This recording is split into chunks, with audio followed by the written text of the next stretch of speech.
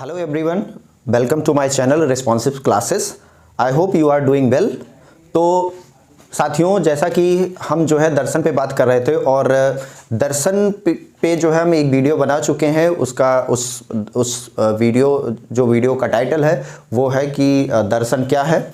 और आज जो हम लेकर आए हैं वो दर्शन पे ही बात करेंगे। और आज का जो हमारा टॉपिक है वो है कि भारतीय दर्शन, यानी भारतीय दर्शन पे बात करेंगे कि भारत में कितने दर्शन हैं और जो दर्शन है वो मतलब किस किस ब्रांच में है, किस तरीके से डिवाइड है। तो इसी पे हम आज बात करेंगे। तो चलिए शुरू करते हैं। देखिए, जो भारतीय दर्शन है यानी जो इंडियन फिलॉसफी है, तो इंडियन फिलॉसफी की जो शुरुआत हुई है वो क्या हुई है, वैदिक काल में शुरू हुआ है। और उसके बाद जब वैदिक काल में थोड़ा बहुत इसका जो है भारतीय दर्शन देखने को मिलता है, उसके बाद जो है फिर जब वैदिक काल के बाद जब वेदोत्तर काल या वैदिक उत्तर काल जब शुरू हुआ तो वहाँ पे जो है वो भारतीय दर्शन का विकास हुआ।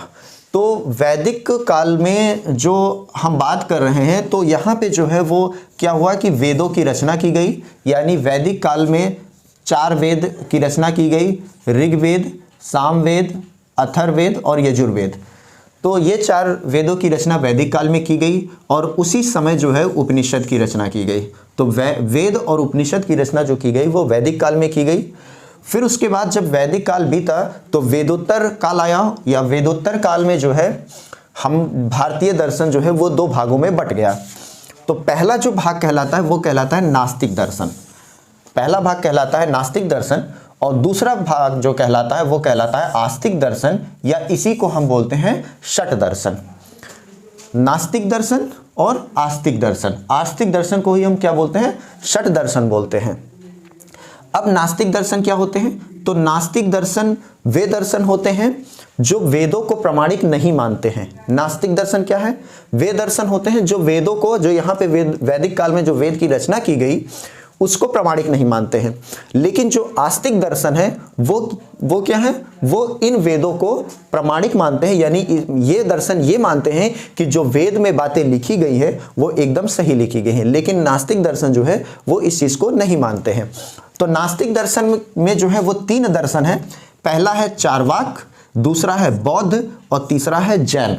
ये 3 दर्शन क्या है, ये नास्तिक दर्शन है। नास्तिक दर्शन का यहाँ ये बिल्कुल मतलब नहीं है कि भगवान को नहीं मानते हैं। नास्तिक दर्शन का मतलब ये है कि जो वेदों को प्रमाणिक नहीं मानते हैं।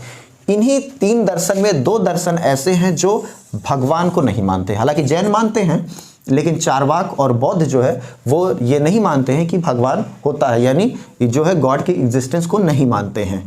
लेकिन आस्तिक दर्शन की बात करें तो आस्तिक दर्शन जो है वो क्या है, ये जो है ये आस्तिक दर्शन की 3 फैमिली है। कौन कौन सी 3 फैमिली है, एक फैमिली देखिए ये है, एक ग्रुप है, ये दूसरा ग्रुप है और ये तीसरा ग्रुप है। ठीक है, तो पहले ग्रुप में जो है वो क्या है, सांख्य दर्शन है। आस्तिक दर्शन जो है वो 3 फैमिलीज में यानी 3 परिवार में बटा हुआ है, जिसमें पहला परिवार है सांख्य दर्शन। सांख्य दर्शन के जो रचयिता हैं वो हैं कपिल मुनि। सांख्य दर्शन के रचयिता जो हैं वो हैं कपिल मुनि। और उसके बाद जो है योग दर्शन। तो योग दर्शन की रचना किसने की है ये नहीं पता है, लेकिन इसके जो व्यवस्थापक हैं यानी इसको जो आगे बढ़ाने का काम किया वो किसने किया, पतंजलि ने किया है। योग दर्शन को जो है कि योग दर्शन की रचना किसने की है ये हमें इसका प्रमाण नहीं मिलता है। लेकिन जो पतंजलि का नाम हम जो सुनते हैं योग में, तो वो जो है पतंजलि इसके व्यवस्थापक हैं। व्यवस्थापक का मतलब ये है कि वो जो है इस योग दर्शन को आगे बढ़ाए। और इसी दर्शन से जुड़े हुए हैं बाबा रामदेव। ठीक है, तो बाबा रामदेव जो है वो किस दर्शन से जुड़े हुए हैं, तो बाबा रामदेव जो है वो योग दर्शन से जुड़े हुए हैं। ठीक है, उसके बाद देखते हैं, उसके बाद जो दूसरी फैमिली है वो है न्याय और दूसरा है वैशेषिक। यानी न्याय और वैशेषिक एक साथ रहेंगे। और न्याय दर्शन के जो रचयिता है वो है गौतम और वैशेषिक जो दर्शन है उसके रचयिता है कणाद। ठीक है, तो न्याय के रचयिता कौन है, गौतम है, और वैशेषिक के रचयिता जो है वो कणाद है। इसके बाद जो है आस्तिक दर्शन में जो तीसरी फैमिली है वो आपकी है मीमांसा और उसके बाद जो है वेदांत। ठीक है, वेदांत बहुत इंपॉर्टेंट है क्योंकि वेदांत पे हम फिर कभी बात करेंगे क्योंकि वो एक बहुत लंबा टॉपिक है। तो मीमांसा के जो रचयिता है उनका नाम है जैमिनी, यानी जैमिनी की किसके रचयिता है? मीमांसा दर्शन के। और जो वेदांत दर्शन है, वेदांत दर्शन जो है इसका सूत्र क्या है? इसके कोई रचयिता नहीं है, क्योंकि ये जो है ये दर्शन जो है वो बहुत सारे बुक्स का, बहुत सारे उसका जो है संग्रह है, तो उसमें जो होता है वो वेदांत दर्शन। तो वेदांत दर्शन को कोई अकेला कोई इसकी रचना नहीं की है।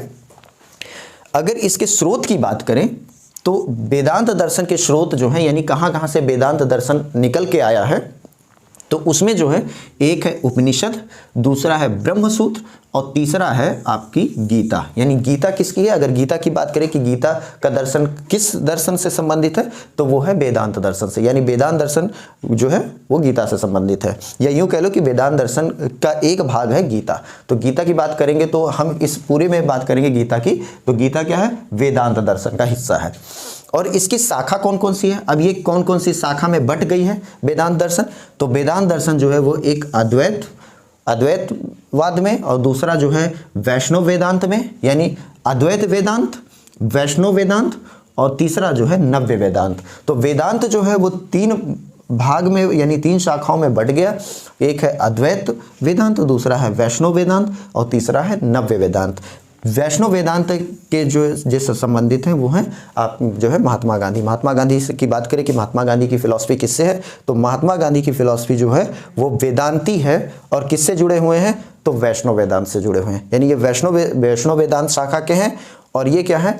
जो फिलॉसफी की बात करें तो ये जो है एक वेदांती है।